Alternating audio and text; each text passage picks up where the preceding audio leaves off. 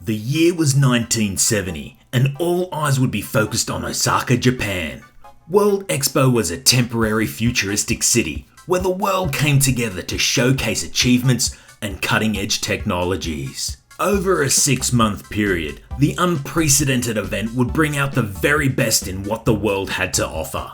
Nations spent millions of dollars preparing for the global spectacular that attracted over 64 million distinguished guests and visitors during the 183 days of spring, summer, and autumn. The 1.5 square kilometre site was based on a city of the future.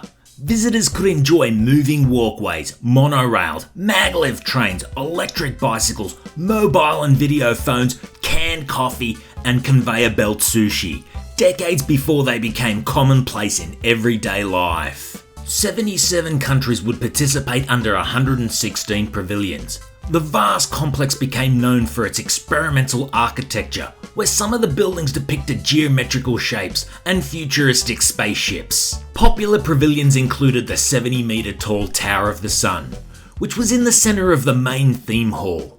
The odd-shaped white and red structure was meant to symbolise the past, present and the future, with his arms stretched out, overlooking the millions of visitors enjoying the festival atmosphere before him. Another memorable pavilion was that of the United States, which had a moon rock on display, brought back by Apollo 12 astronauts a year earlier. People literally queued for miles, and the line was dubbed by locals as the longest line on Earth. If visitors wanted to get above the crowds, they could get a bird's eye view from the Expo Tower. The geometrical shaped structure was 127 metres tall, and provided the lucky few who could get up there 360-degree views of the entire site. For those who enjoyed music, the West German Pavilion featured the world's first spherical concert hall.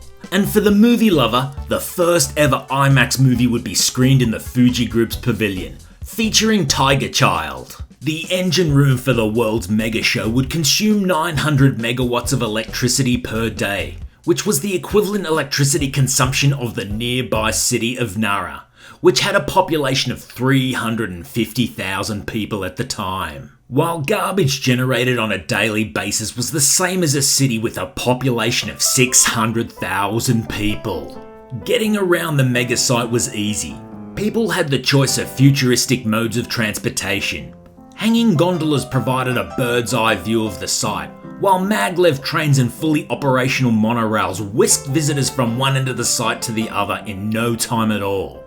Those that didn't want to walk could travel on travelators, like in modern airports, Jetson style. The statistics for World Expo 1970 would be staggering, where over the course of 6 months, 127,000 adults and 48,000 children would become lost at the World's Fair.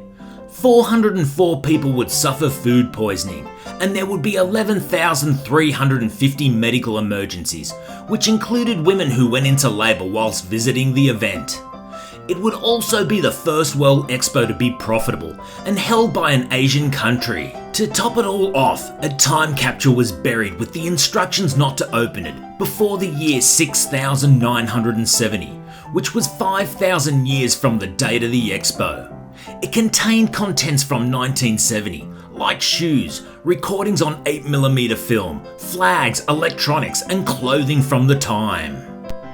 Like all good things, World Expo 1970 had to come to an end, and on the 13th of September 1970, the closing ceremony was held in front of 6,000 distinguished guests from all around the world. Okay guys, that was World Expo 1970. It's kind of mind-blowing that was 50 years ago, decades ahead of its time. Did you know that it held the record for crowd attendance for 40 years? Only beaten recently by Shanghai World Expo in 2010. Maybe you've attended an expo.